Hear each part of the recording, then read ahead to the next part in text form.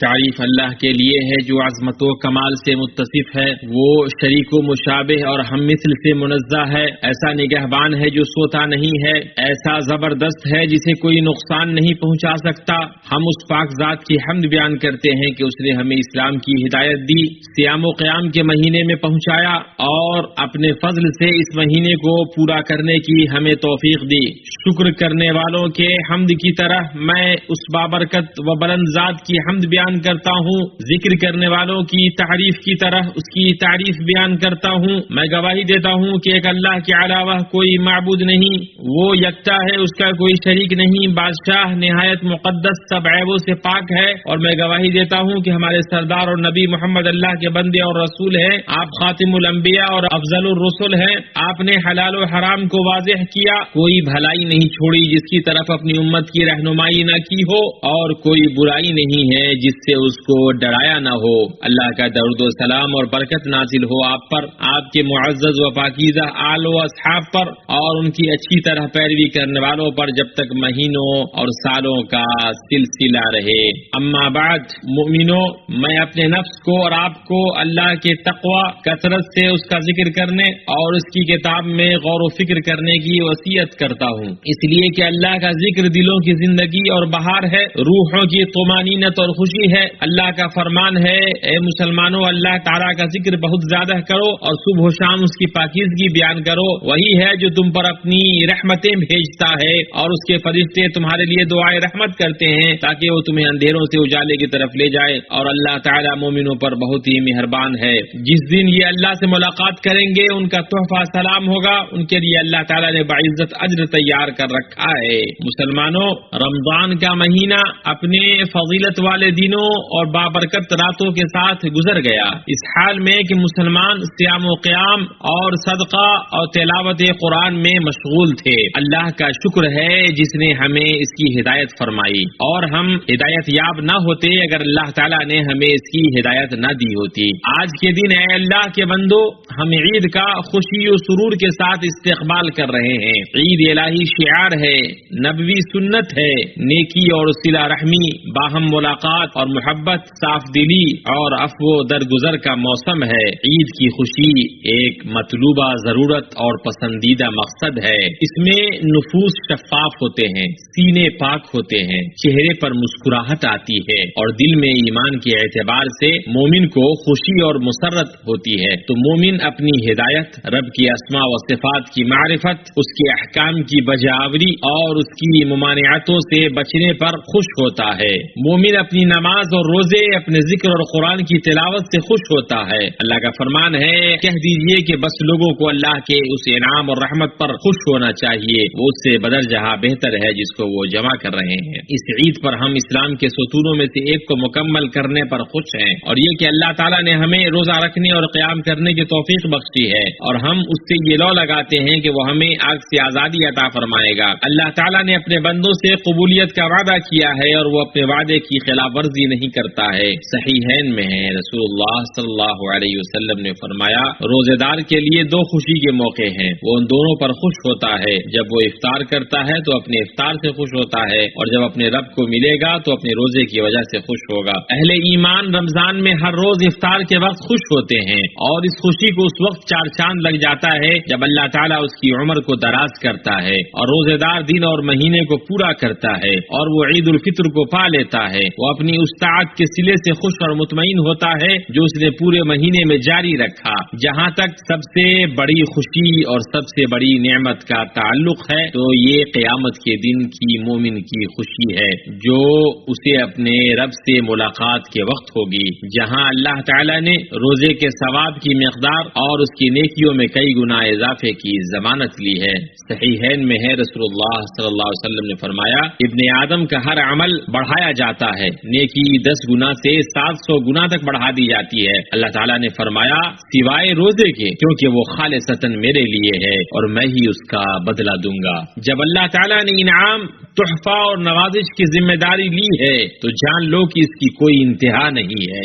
اس وقت بندے کی خوشی ختم نہیں ہوگی، اور ایک کے بعد ایک خوشی آتی ہی رہے گی، اور جان لو کہ اس کی کوئی انتہا نہیں ہے۔ اس وقت بندے کی خوشی ختم نہیں ہوگی، اور ایک کے بعد ایک خوشی آتی ہی رہے گی۔ چہرے چہرے کے نور اور رونق کی خوشی، رحمان کے عرش کے سائے اور اس سے ملاقات کی خوشی، داہنے ہاتھ میں نامہ اعمال ملنے کی خوشی، ترازو کے بھاری ہونے کی خوشی، پل صراط سے گزرنے کی خوشی، اور نبی صلی اللہ علیہ وسلم کے حوض سے پینے کی خوشی، اور جنت کے دروازے تک پہنچنے کی خوشی، یہاں تک کہ جب اس کے پاس آ جائیں گے اور دروازے کھول دیے جائیں گے اور وہاں کے نگہبان ان سے کہیں گے تم پر سلام ہو، تم خوشحال رہو، تم اس میں ہمیشہ کے لیے چلے جاؤ، وہ کہیں گے کہ اللہ کا شکر ہے جس نے ہم سے اپنا وعدہ پورا کیا اور ہمیں اس زمین کا وارث بنا دیا کہ جنت میں جہاں چاہیں مقام کریں، بس عمل کرنے والوں کا کیا ہی اچھا بدلہ ہے۔ اس جنت میں داخل ہونے سے بڑی خوشی اور کیا ہو سکتی ہے جسے کسی آنکھ نے نہ کبھی دیکھا، نہ کسی کان نے سنا اور نہ کسی انسانی قلب نے اس کا خیال کیا۔ اس کا ایک غوطہ دنیا کی تمام شدت اور تکلیف کو بھلا دے گا۔ صحیح مسلم میں ہے، رسول اللہ صلی اللہ علیہ وسلم نے فرمایا قیامت کے دن اہل جنت میں سے ایک ایسا شخص لایا جائے گا جو دنیا میں سب لوگوں سے سخت تر تکلیف میں رہا تھا۔ جنت میں ایک بار غوطہ دیا جائے گا، پھر اس سے پوچھا جائے گا اے آدم کے بیٹے تو نے کبھی تکلیف بھی دیکھی ہے؟ کیا تجھ پر شدت اور رنج بھی گزرا تھا؟ وہ کہے گا اللہ کی قسم مجھ پر تو کبھی تکلیف نہیں گزری اور میں نے تو کبھی شدت اور سختی دیکھی ہی نہیں۔ تو وہ باقی رہنے والی نعمت کیسی ہوگی جو نہ تبدیل ہوگی اور نہ ختم ہوگی؟ ان نعمتوں پر مستزاد یہ کہ رحمان و رحیم کی رضا حاصل ہوگی۔ صحیحین میں ہے، رسول اللہ صلی اللہ علیہ وسلم نے فرمایا اللہ عز و جل اہل جنت سے فرمائے گا اے اہل جنت، وہ کہیں گے لبیک اے ہمارے رب، زہ نصیب کے تیرے سامنے حاضر ہیں اور بھلائی تیرے ہاتھوں میں ہے۔ چنانچہ وہ فرمائے گا کیا تم راضی ہو گئے ہو؟ وہ سب کہیں گے ہم راضی کیوں نہ ہوئے ہمارے رب، جبکہ تو نے ہمیں وہ کچھ عطا کر دیا ہے جو تو نے اپنی ساری مخلوق میں سے کسی کو عطا نہیں فرمایا۔ وہ فرمائے گا کیا میں تمہیں اس سے بھی بہتر عطا نہ کروں؟ تو وہ کہیں گے اے رب جو تو نے عطا کر دیا ہے اس سے افضل کیا ہے؟ وہ فرمائے گا میں تم پر اپنی رضا نازل کرتا ہوں، اس کے بعد میں تم سے کبھی ناراض نہ ہوں گا۔ کمال فرحت و سرور رحیم و غفور کے دیدار سے ہوگا۔ صحیح مسلم میں ہے، نبی صلی اللہ علیہ وسلم نے فرمایا جب جنت والے جنت میں داخل ہو جائیں گے اس وقت اللہ تبارک تعالیٰ فرمائے گا کیا تمہیں اور چیز چاہیے جو تمہیں مزید عطا کروں؟ وہ جواب دیں گے کیا تو نے ہمارے چہرے روشن نہیں کیے؟ کیا تو نے ہمیں جنت میں داخل نہیں کیا اور دوزخ سے نجات نہیں دی؟ آپ صلی اللہ علیہ وسلم نے فرمایا چنانچہ اس پر اللہ تعالیٰ پردہ اٹھا دے گا تو انہیں کوئی چیز ایسی عطا نہیں ہوگی جو انہیں اپنے رب عز و جل کے دیدار سے زیادہ محبوب ہو۔ اس روز بہت سے چہرے تر و تازہ اور بارونق ہوں گے، اپنے رب کی طرف دیکھتے ہوں گے۔ اے اللہ بغیر کسی نقصان دہ مصیبت اور گمراہ کن آزمائش کے ہمیں اپنے چہرے کی طرف دیکھنے کی لذت اور ملنے کا شوق عطا فرما۔ اعوذ باللہ من الشیطان الرجیم۔ جن لوگوں نے نیکی کی ہے ان کے واسطے خوبی ہے اور مزید برآں بھی، اور ان کے چہروں پر نہ سیاہی چھائے گی اور نہ ذلت۔ یہ لوگ جنت میں رہنے والے ہیں، وہ اس میں ہمیشہ رہیں گے۔ اللہ میرے لیے اور آپ کے لیے قرآن اور سنت میں برکت دے اور آپ کو مجھے اس کی آیات اور حکمت سے فائدہ پہنچائے۔ میں اپنی یہ بات کہہ رہا ہوں اور اللہ تعالیٰ سے اپنے لیے اور آپ کے لیے ہر گناہ کی مغفرت طلب کرتا ہوں۔ آپ اس سے مغفرت طلب کریں، بے شک وہ بڑا بخشنے والا ہے۔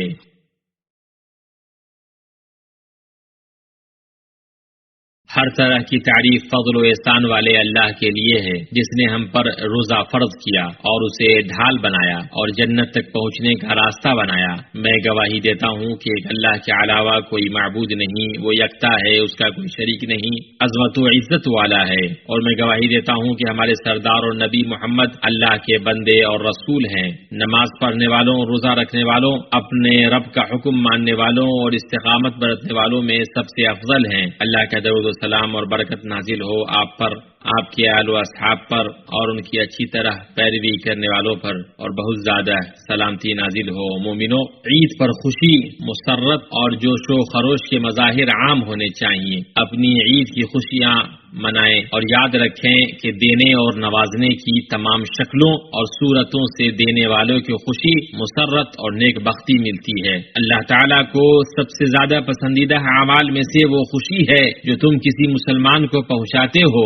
یہ بھلائی اور اجر عظیم کے دروازوں میں سے ایک دروازہ ہے، اسی لیے اپنے اہل و عیال، رشتہ دار، ملازمین اور خادموں کو خوشیاں پہنچا کر ثواب کی امید رکھو، اور یتیموں، فقیروں اور مسکینوں کا حال دریافت کرو، تمہیں ارحم الراحمین کی رضا حاصل ہوگی۔ اور جان لو کہ مولا جل وعلا کے اتمام شکر میں سے یہ ہے کہ مومن بھلائیوں اور باقی رہنے والی نیکیوں سے توشہ اختیار کرے۔ یہ اللہ تعالیٰ کے فضل و کرم سے ہے کہ اس نے ہمارے لیے نفلی روزے مشروع کیے ہیں، لہذا جس نے رمضان کے روزے رکھے اور اس کے بعد شوال کے 6 روزے رکھے تو گویا اس نے سال بھر روزے رکھے، کیونکہ ایک نیکی کا اجر 10 گنا ہے۔ فرض روزوں کے بعد سب سے افضل روزہ یہ ہے کہ ایک دن روزہ رکھا جائے اور ایک دن افطار کیا جائے، پھر ہر مہینے کے 3 روزے رکھے جائیں، سوموار اور جمعرات کا روزہ اور 9ویں ذی الحجہ کا روزہ، خصوصاً عرفہ کے دن روزہ رکھا جائے، محرم اور شعبان کے مہینے میں کثرت سے روزے رکھے جائیں، خاص طور سے یوم عاشورہ کا روزہ رکھا جائے۔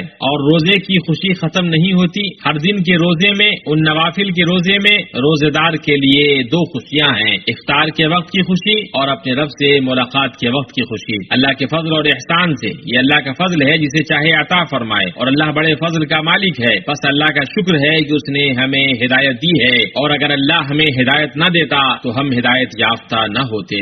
اے اللہ، ہمیں اپنا شکر گزار، تیرا ذکر کرنے والا، تجھی سے ڈرنے والا، تیرا فرما بردار، تیرے ہی لیے خشوع و خضوع اختیار کرنے والا اور تجھی سے توبہ کرنے والا بنا۔ اے ہمارے رب، ہماری توبہ قبول فرما، ہمارے گناہوں کو دھو دے، ہماری دعاؤں کو قبول فرما، ہماری شہادتوں کو ثابت رکھ، ہمارے دلوں کو ہدایت دے، ہماری زبانوں کو درست رکھ اور ہمارے سینوں کے سے کو دور فرما۔ اے اللہ، محمد پر، ان کی ازواج اور ذریت پر ایسے ہی درود نازل کر جیسے تو نے ابراہیم کی آل و اولاد پر درود نازل کیا۔ اے اللہ، محمد پر، ان کی ازواج اور ذریت پر ایسی ہی برکتیں نازل کر جیسے تو نے ابراہیم کی آل و اولاد پر برکتیں نازل کی۔ بلا شبہ تو قابل تعریف اور قابل تعظیم ہے۔ اے اللہ، تو خلفائے راشدین ابوبکر، عمر، عثمان، علی اور تمام صحابہ اور تابعین اور قیامت تک ان کی درست طریقے سے پیروی کرنے والے تمام لوگوں سے راضی ہو جا۔ تو اپنے عفو و کرم اور سخاوت کے ذریعے ان کے ساتھ ہم لوگوں سے بھی راضی ہو جا، اے ارحم الراحمین۔ اے اللہ، اسلام اور مسلمانوں کو غلبہ عطا فرما۔ اے اللہ، اسلام اور مسلمانوں کو غلبہ عطا فرما۔ اے اللہ، اسلام اور مسلمانوں کو غلبہ عطا فرما۔ اے اللہ، اس ملک کو اور بقیہ تمام مسلمانوں کے ملکوں کو امن و اطمینان والا، خوشحالی سخی بنا دے، اے ذوالجلال والاکرام، اے حی و قیوم۔ اے اللہ، مسلمانوں کے پریشان حالوں کی پریشانی کو دور فرما، اور جو بیمار ہیں اللہ ان کو شفا دے۔ اے اللہ، مسلمانوں کے معاملے کو ہر جگہ درست کر دے۔ اے اللہ، ان کے خون کی حفاظت فرما، ان کے دلوں کو جوڑ دے اور ان کے ملکوں میں سلامتی عطا فرما۔ اے اللہ، ہم تیرے جود و فضل اور کرم کے ذریعے تجھ سے مانگتے ہیں کہ تو ہمیں ہر ناپسندیدہ چیزوں سے محفوظ فرما۔ اے اللہ، ہمارے ملک اور ہمارے فوجی بھائیوں کو ہر طرح کے ناپسندیدہ چیزوں سے محفوظ رکھ، اے قوی و اے عزیز۔ اے اللہ، ہمارے امام خادم حرمین شریفین کو اس چیز کی توفیق دے جو تجھے پسند ہے اور جسے تو چاہتا ہے، اسلام اور مسلمانوں کی طرف سے انہیں بہتر بدلا دے۔ اے اللہ، تو انہیں، ان کے ولی عہد اور ان کے مددگار کو اس چیز کی توفیق دے جس میں اسلام کی نصرت اور مسلمانوں کی شوکت ہو۔ اے اللہ، ان کے ذریعے اپنے دین کو، اپنی کتاب کو اور اپنے نبی صلی اللہ علیہ وسلم کی سنت کو غلبہ عطا فرما، اور ان کے ذریعے مسلمانوں کے کلمہ کو جمع کر دے، اے رب العالمین۔ اے اللہ، تمام مسلم حکمرانوں کو اس چیز کی توفیق دے جو تجھے پسند ہے اور جسے تو چاہتا ہے۔ اے اللہ، ہمارے گناہوں کو معاف فرما، ہمارے عیوب پر پردہ ڈال دے اور ہماری امیدوں کو پورا فرما۔ اے اللہ، ہمارے والدین کو بخش دے، ہماری اولاد کو بخش دے، تو دعاؤں قبول فرمانے والا ہے۔ سبحان ربک رب العزت عما یصفون وسلام علی المرسلین والحمد للہ رب العالمین۔